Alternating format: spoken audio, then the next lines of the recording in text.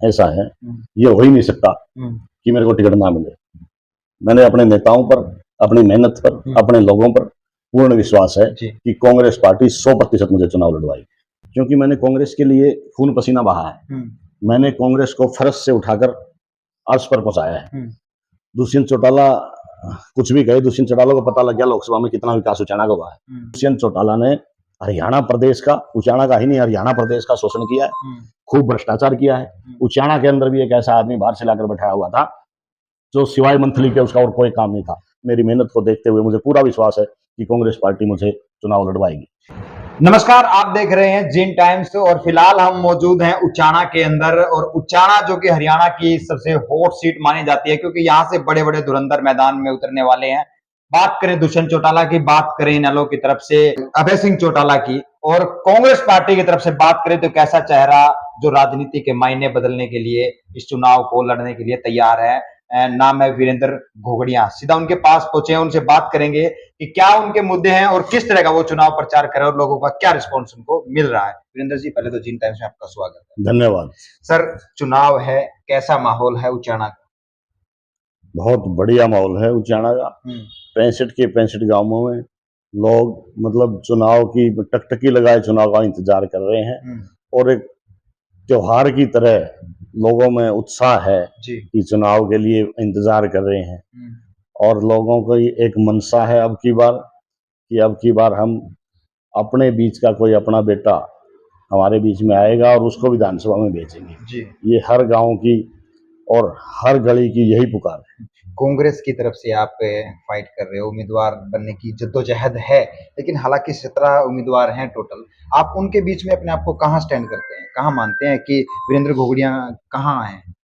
ऐसा है, लोकतंत्र है ये, और हर आदमी का हक है कि वो कोशिश कर सकता है। बिल्कुल। जहां तक टिकट की जद्दोजहद की बात है, तो जो भी पार्टी ने मेरी ड्यूटी लगाई है मैंने वो बखूबी निभाई है और अच्छी मेहनत करके निभाई है। मैं लगभग पिछले 10 साल से तो दिन रात पार्टी के लिए मेहनत कर रहा हूँ। गली गली कुचे कुचे में, हर मकान पे, हर घर पे दस्तक दी है मैंने।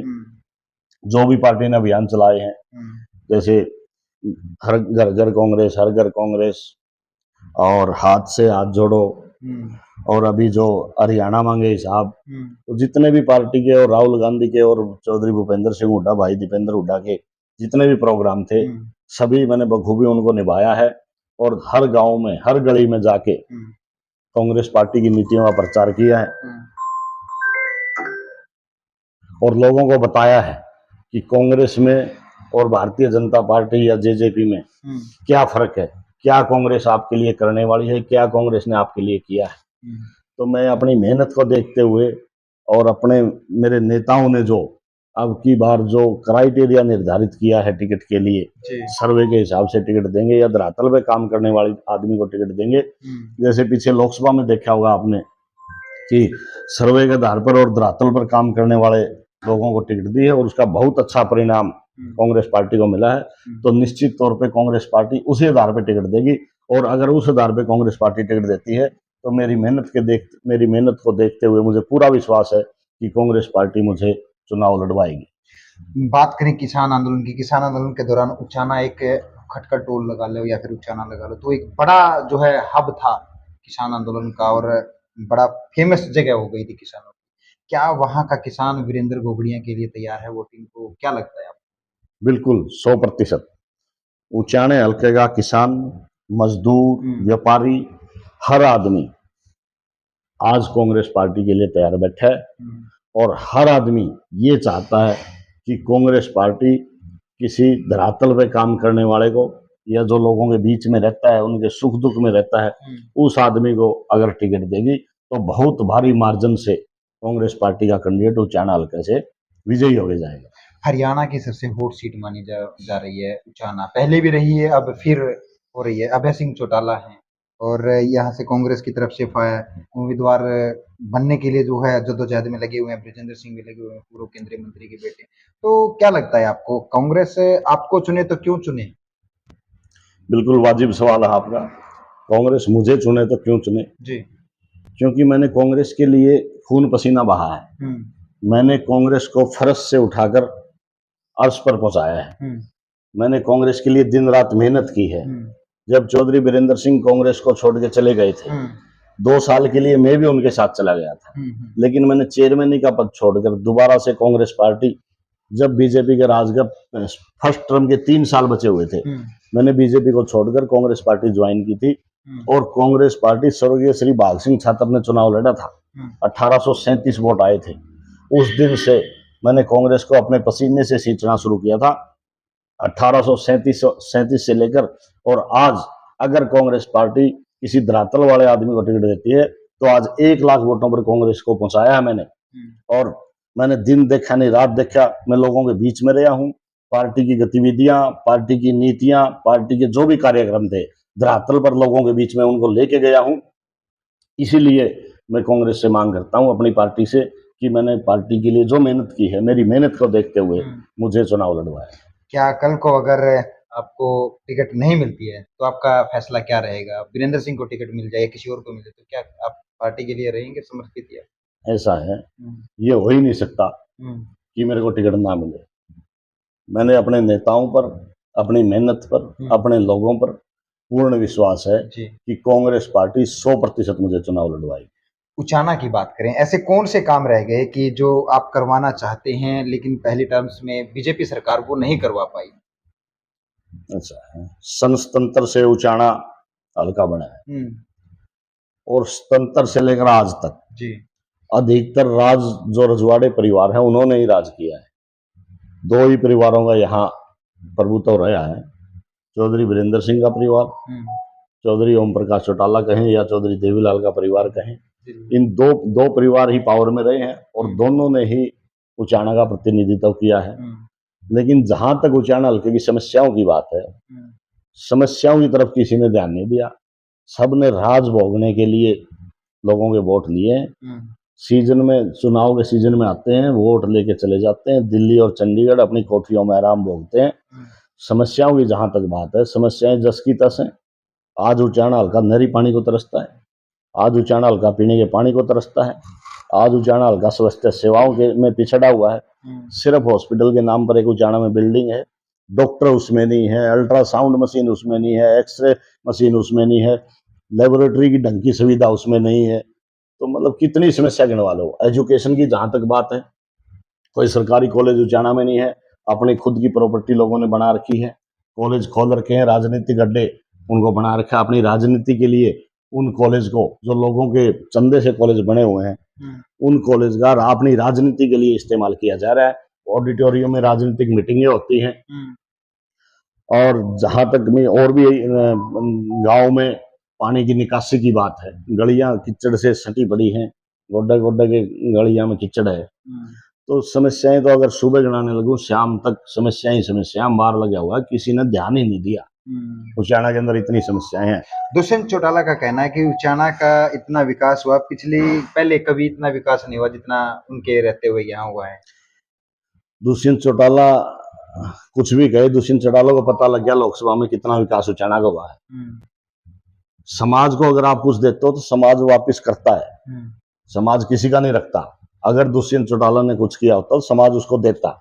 तो लोगों ने बता दिया दुष्यंत चौटाला को कितना विकास दुष्यंत चौटाला ने किया है, जो लगभग 85-90 हजार वोटों से और 4300 वोटों पर पहुंच गया। तो आप अंदाजा लगा सकते हो कितना विकास दुष्यंत चौटाला ने किया है। दुष्यंत चौटाला ने हरियाणा प्रदेश का, उचाना का ही नहीं, हरियाणा प्रदेश का शोषण किया है, खूब भ्रष्टाचार किया है। उचाना के अंदर भी एक ऐसा आदमी बाहर से लाकर बैठाया हुआ था जो सिवाय मंथली के उसका और कोई काम नहीं था। तहसील में उसकी मंथली, फूड सप्लाई दफ्तर में उसकी मंथली, अनेकों और भी जितने पंचायती राज के जो ऑफिस हैं उनमें मंथली। तो इतना ज्यादा भ्रष्टाचार तो पहली बार उचाना में देखने को मिला है। और सबसे बड़ी बात तो एक है कि पहली बार ये देखा गया है हरियाणा प्रदेश के अंदर कोई मंत्री सरेआम अपनी मंथली फिक्स कर रहा था कि 8% मेरी, बाकी भाई नीचे वाले बांट लो। तो इतना बुरा हाल उचाना के अंदर था, जो लोगों ने उसको बता दिया। प्रत्यक्ष को प्रमाण की जरूरत नहीं है, दिखा दिया लोगों ने दुष्यंत चौटाला का कितना विकास किया है। अगर कल को वीरेंद्र घोगड़िया को टिकट मिलती है और जीत कर विधानसभा पहुंचते हैं तो वीरेंद्र घोगड़िया ऐसा कौन सा काम करवाएंगे पहली कलम से जो हल्के का आपकी नजर में हो कि सबसे पहले मैं वो काम करवाना चाहूंगा? ऐसा है, अगर कांग्रेस पार्टी ने और लोगों ने मेरे को मौका दिया तो मेरे मन में एक कष्ट है, एक दर्द है। यहाँ बेरोजगारी इतनी भयंकर है जी। स्वास्थ्य सेवाओं का बुरा हाल है, शिक्षा का बुरा हाल है, नहरी पानी का बुरा हाल है, पीने के पानी का बुरा हाल है। ये 5-6 समस्याएं मेरे हल्के की बहुत भयंकर समस्याएं हैं और मेरे अंदर एक दर्द है, पीड़ा है, क्योंकि मैं किसान का बेटा हूँ, खेती करते हैं। अगर नहर का पानी खेत में हो तो बाहर लोगों को ये अपने जमीन बेच के विदेशों में जाने की जरूरत नहीं। मेरे हल्के के हजारों बच्चे अब जमीन बेच के विदेशों में गए हैं और वहां भी उनकी बहुत बुरी स्थिति, भयंकर स्थिति है। लेकिन अगर नहर का पानी खेतों में होता तो उन बच्चों को अपना घर परिवार छोड़कर अपनी जमीन बेचकर विदेशों में ना जाना पड़ता, अपने खेत में कम से कम वो काम कर लेते, 2 वक्त की रोटी उनकी अच्छी गुजारा हो सकता है अगर नहर का पानी हो। इसी तरह से पीने के पानी की हालात है। ऐसा देखा मैंने, मेरे पड़ोस के कई गांव हैं, पानी, पीने का पानी टैंकरों में लेकर जाते हैं दूसरे गांव से, तो इससे बदतर स्थिति और क्या हो सकती है। स्वास्थ्य की जहां तक बात है, सिवाय फर्स्ट एड के उचाना में भाई बुखार की, सिर दर्द की टेबलेट, इसके सिवाय कुछ नहीं है। अगर किसी भी इससे बड़ी कोई बीमारी होती है, मेन बड़ी डिजीज की तो बात ही छोड़ो यहाँ इलाज की, वैसे भी अगर आदमी को बुखार हो जाता है, कोई डेंगू हो जाता है, मलेरिया हो जाता है, उनका इलाज भी नहीं है। उनके लिए भी हिसार, रोहतक और दिल्ली जाना पड़ता है लोगों को। तो ये और बहुत सी बातें हैं जो एक मेरे मन में दर्द है, जिनको प्राथमिकता के आधार पर हल किया जाएगा।